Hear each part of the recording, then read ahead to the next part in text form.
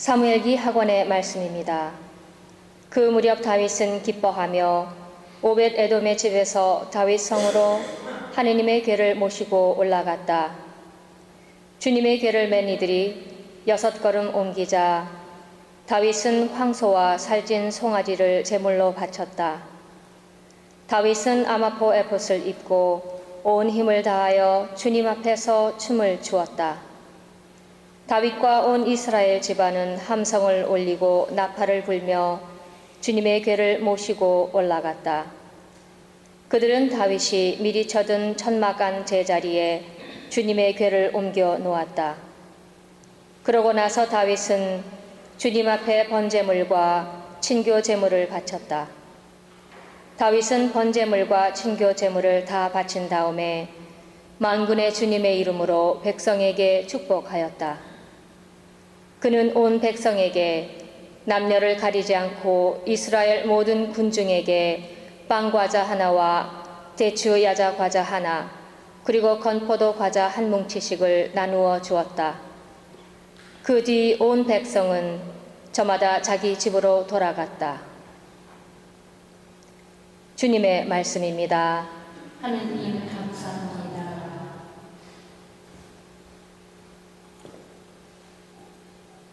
영광의 임금님 누구이신가? 그분은 바로 주님이시다.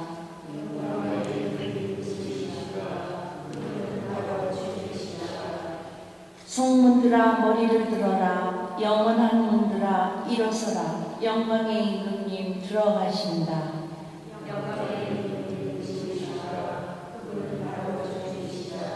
영광의 임금님 누구이신가? 힘세고 용맹하신 주님, 싸움에 용맹하신 주님이시다.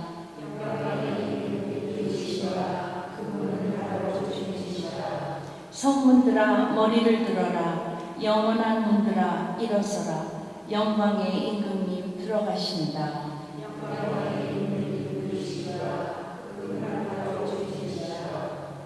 영광의 임금님 누구이신가? 만군의 주님, 그분이 영광의 임금님이시다.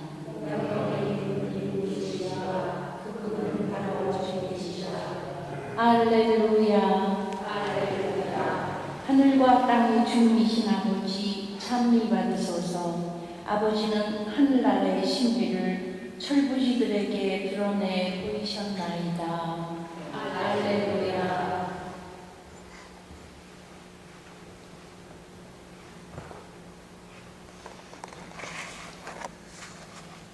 주님께서 여러분과 함께 마르코가 전한 거룩한 복음입니다.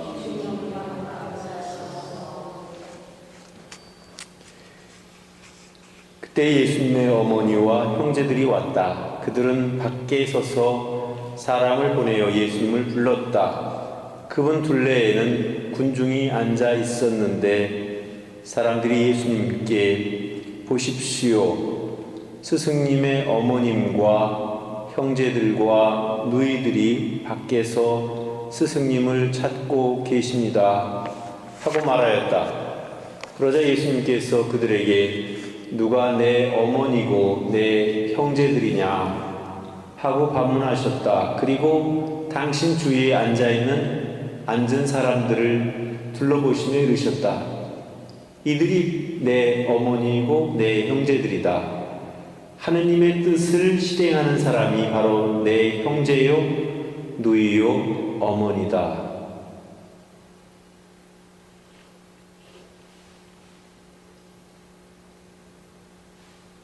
주님의 말씀입니다.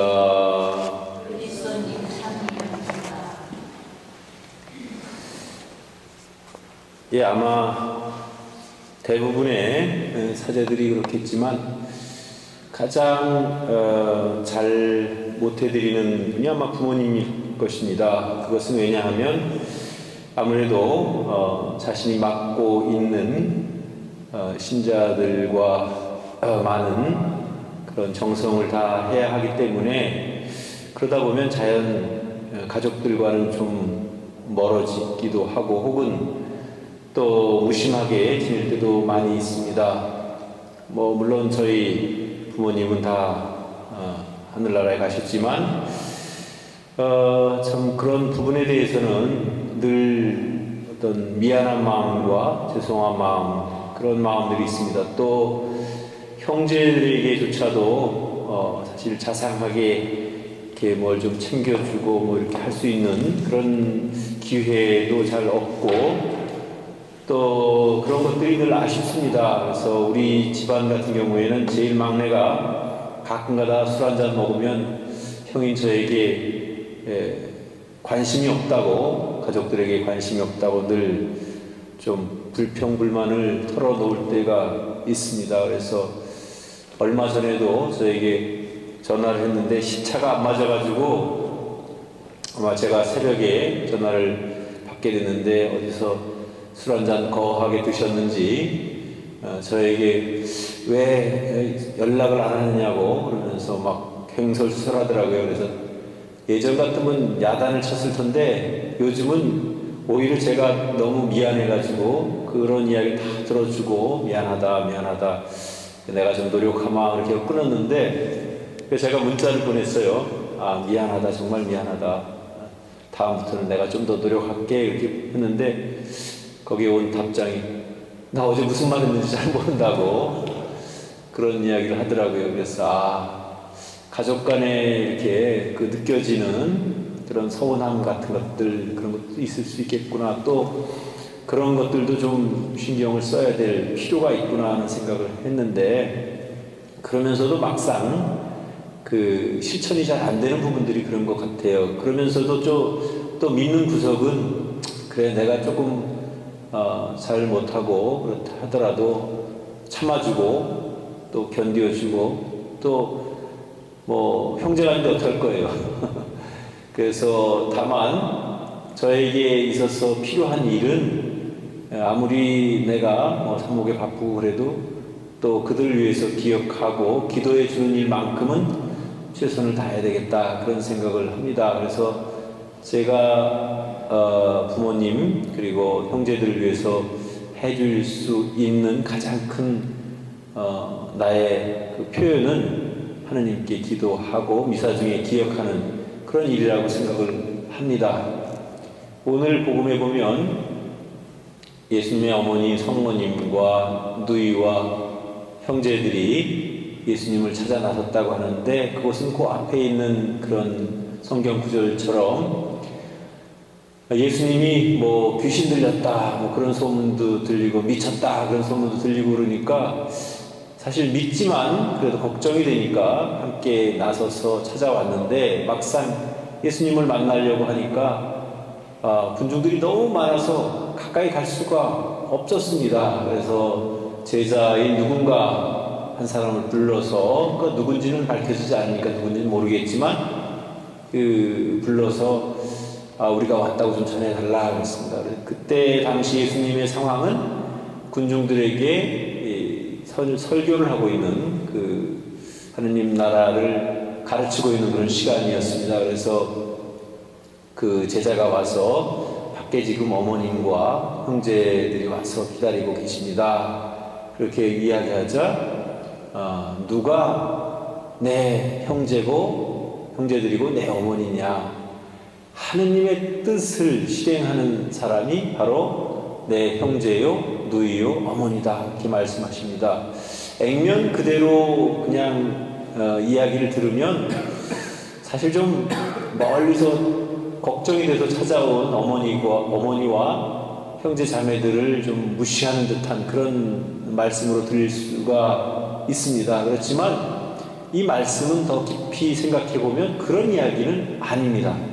사실 어떤 의미에서 보면 하느님의 뜻을 가장 잘 듣고 순명하고 실행에 옮긴 분은 바로 성모님이시죠. 성모님께서는 예수님을 낳으실 때도 하느님의 뜻에 온전히 의탁을 했고, 또 뿐만 아니라 모든 일들이 벌어질 때마다 그것을 모두 마음속에서 간직하고 곰곰이 생각하였다, 그렇게 표현되어 있습니다. 뿐만 아니라 우리에게도 알려진 바와 같이 성모님께서는 늘 하느님의 뜻에 순종하고 또 심지어 아들의 갈 길을 막은 것이 아니라 아들이 하느님의 뜻 안에서 모든 아들의 일을 잘 될 수 있도록 늘 뒤에서 기도를 잊지 않으셨던 그런 분이십니다. 뿐만 아니라 지금도 세계 여러 곳곳에서 발현하시면서 아드님과 또 하느님과 우리와의 사이에 어떤 중재 역할을 하시려고 애를 쓰십니다. 그래서 그 중재 역할이라는 것은 다른 게 아니고 우리가 늘 끊임없이 회개하고 또 우리가 기도를 열심히 해서 하느님 마음에 드는 그리고 하느님의 뜻을 실행하는 그런 그리스도인이 되라고 늘 깨우쳐 주시고 계시죠. 그런 면에서 본다면 예수님께서 말씀하신 하느님의 뜻을 실행하는 사람이 바로 내 형제요, 누이요, 어머니다라고 하신 말씀에 그 말씀을 가장 적합한 분, 또 그 하느님의 뜻을 가장 잘 실천하신 분은 바로 다른 분이 아닌 성모님이십니다. 그러니까 사실 따지고 보면 그것은 성모님을 겨냥해서 혹은 그분을 무시해서 한 이야기가 아니라 오히려 성모님이야말로 하느님의 뜻을, 아버지의 뜻을 가장 잘 실행한 분이다 이렇게 볼 수가 있을 겁니다. 아울러 우리를 향해서는 이렇게 말씀하시는 겁니다. 너희가 아무리 그리스도교 신자라고 이야기한다 하더라도 비록 내가 세례를 받고 성당에 다닌다 하더라도 정말 하느님의 뜻을 모르고 그 뜻을 실행하지 못한다면 너는 내 형제자매가 아니다 라는 그런 이야기가 될 수도 있는 것입니다. 그렇기 때문에 중요한 것은 우리가 받은 세례가 중요한 것이 아니고 물론 세례 중요하죠.